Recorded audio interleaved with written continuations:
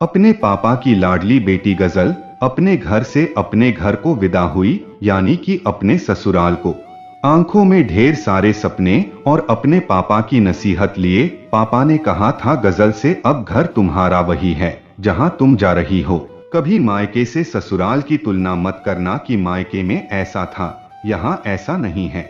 हमने तुम्हारी शादी अपने से बड़े घर में ही की है, वहां तुम्हें किसी बात की कोई कमी नहीं रहेगी। घर में उसके सास तो थी नहीं, एक देवर था जो नौकरी करता था और दूसरा पढ़ाई के साथ साथ जॉब भी करता है।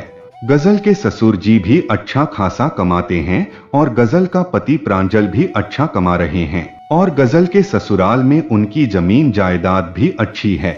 मतलब कुल मिलाकर की गजल की पांचों उंगलियों घी में ही रहेगी, ना कोई जिम्मेदारी और ना ही कोई परेशानी। गजल की मम्मी भी उसे यही समझाती, देखो बेटी बिना माँ के बच्चे हैं, ध्यान रखना, सबको अच्छा अच्छा बनाकर खिलाना, सुबह सुबह ही नहा धोकर तैयार हो जाना, क्योंकि वहाँ तुम्हारी सास तो है नहीं जो यह सब बताएगी।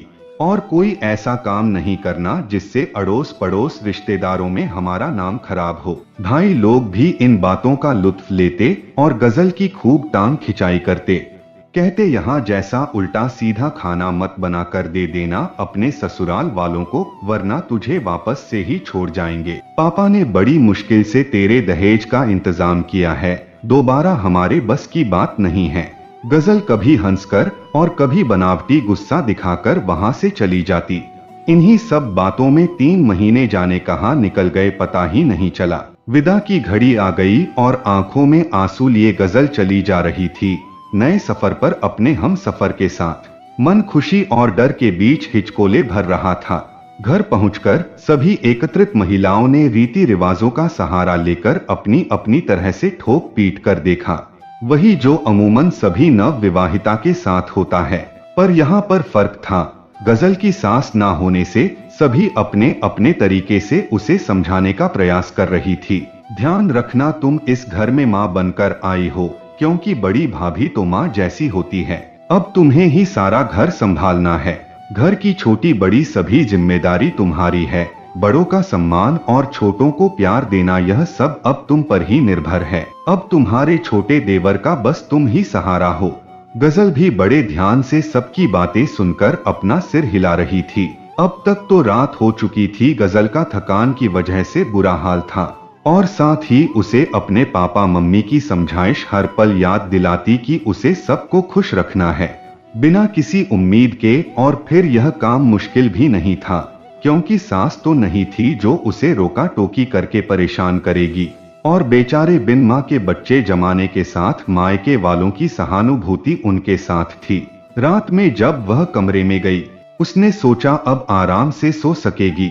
सुबह से अभी तक किसी ने उसकी तकलीफ जानने की कोशिश नहीं करी थी। यह विचार उसके दिमाग में चल रहा था कि पतिदेव ने कमरे में प्रवेश किया और गजल एकदम से सिमट कर बैठ गई। तभी प्रांजल बोले, वैसे तो तुम खुद ही समझदार हो, फिर भी मैं अपनी तरफ से कहना चाहता हूँ, तुम इस घर में सबसे बड़ी हो, बड़ों जैसा व्यवहार रखना, क्योंकि पीछे आने वाली भी तुम्हारा ही अनुसरण करेगी। हम लोगों को 2 साल हुए हैं इस नए शहर में अपनी गांव की सारी प्रॉपर्टी बेचकर आए हुए, जिससे यह मकान खरीद लिया है, और पापा की भी कोई इनकम नहीं है, 1-2 हजार मुश्किल से कमा पाते हैं। छोटे भाई को अभी तो हमने कह दिया है कि सिर्फ खाओ पियो और पढ़ाई में ध्यान लगा। बीच वाला भाई इस घर में मेहमान है, कभी कभी आ पाता है, उसका तुम्हें ध्यान रखना है। और तुम्हें कहना चाहूंगा कि ज्यादा जोर से मत हंसा करो, चप्पल पहनकर चलती हो तो बहुत आवाज होती है, इससे अच्छा घर में चप्पल मत पहनो, और जरूरत भी क्या है, और चूड़ियों की जगह कड़े पहन लेना। बोलना तो गजल भी बहुत कुछ चाहती थी, पर मम्मी पापा की सीख ने उसे चुप करा दिया। अगले दिन गजल जल्दी ही नहा धोकर बाहर आई तो देखा घर के सभी सदस्य सो रहे थे, और थोड़ी देर बाद उसके ससुर जी उठे और गजल को देखकर बोले, अरे तुम उठ गई बहू। गजल बोली, जी बाबूजी।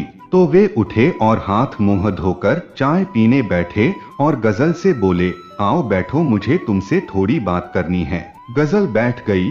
ससुर जी ने कहना शुरू किया, देखो इन बच्चों की मम्मी के देहांत को 3 साल हो चुके हैं, तब से मैं ही इन बच्चों की देखभाल कर रहा हूँ और मैं ही इन बच्चों का बाप और माँ दोनों हूँ।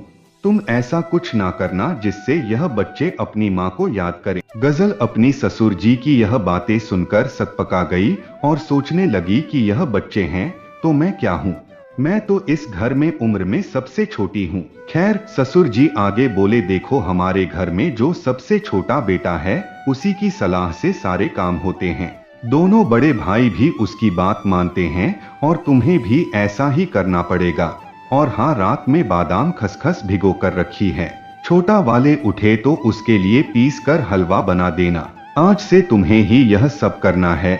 याद रखना, सुबह 9 बजे के बाद तीनों बेटे आधा आधा घंटे के अंतर से उठे।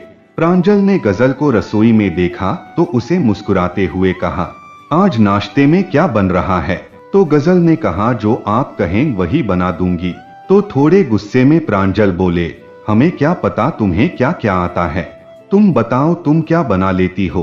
पीछे से बीच वाले देवर बोले, भाभी आज तो पोहे बना लो, लेकिन यह रोज रोज पोहे चलेंगे नहीं। ऐसा कीजिए, नाश्ते और खाने की अलग अलग एक लिस्ट बना लीजिए और हम लोग देख लेंगे, उस अनुसार आप खाना बना लेना।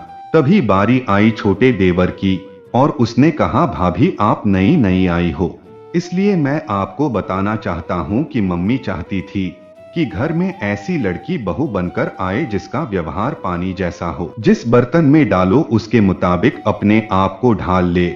और भैया, मम्मी तो कहती थी बीवी को छोड़ देना पर भाइयों को नहीं, क्योंकि बीवी तो दूसरी मिल जाएगी पर भाई नहीं मिलेंगे। गजल जड़ बुद्धि हो चुकी थी, उसे समझ ही नहीं आ रहा था कि वह इन बिन माँ के बच्चों को कैसे समझाएं कि वह भी बहुत से संस्कार लेकर आई है और उसके भी कुछ अरमान है। वह समझ गई थी कि बिना सास के ससुराल क्या होता है। घर तो घर, आस पड़ोस रिश्तेदार सभी सास बनकर उसके पीछे पड़े हुए थे। मम्मी पापा की नसीहत है, उसके स्वयं के अरमान सब उसे मुंह चढ़ा रहे थे। अब तो उसे नए सिरे से अपना सफर शुरू करना पड़ेगा, आने वाली परिस्थितियों से जूझना पड़ेगा। ससुराल की रोटी इतनी आसानी से नसीब नहीं होती। उसे अपनी ताई जी की बात याद आ रही थी, पर गजल ने अपनी नई जिंदगी की शुरुआत कर दी थी, इस उम्मीद के साथ कि समय के साथ साथ देवरों की शादी के बाद वह सब ठीक कर देगी। और उसने एक दिन अपने ससुर जी को ये जवाब तो दे ही दिया था, ससुर जी बस कब तक करोगे आप अपने इन बेटों की तरफदारी, ये मेरे उम्र की ही है और मैं भी इनकी उम्र की ही हूँ। अगर ये थोड़े से काम खुद ही कर लेंगे तो कुछ नहीं खोएगा, पर फिर भी इसी आशा के साथ कि देवरानी के आने के बाद शायद सब कुछ ठीक हो जाए, गजल अपनी नई जिंदगी की शुरुआत में चल पड़ी थी। नोट, इस कहानी के सभी पात्र और घटनाएं काल्पनिक है, जिनका किसी वास्तविक जीवन से कोई संबंध नहीं है। इसे केवल मनोरंजन और शिक्षा के लिए बनाया गया है। तो दोस्तों, ये कहानी आप लोगों को कैसी लगी है, कमेंट करके आप लोग जरूर बताइएगा। अगर ये कहानी आप लोगों को अच्छी लगी होगी तो इस कहानी को आप लोग लाइक कीजिए और हाँ, अगर हमारे चैनल पे नए आए हैं तो सब्सक्राइब कीजिए और बगल में घंटी को दबाकर ऑल पे प्रेस कर लीजिए। धन्यवाद।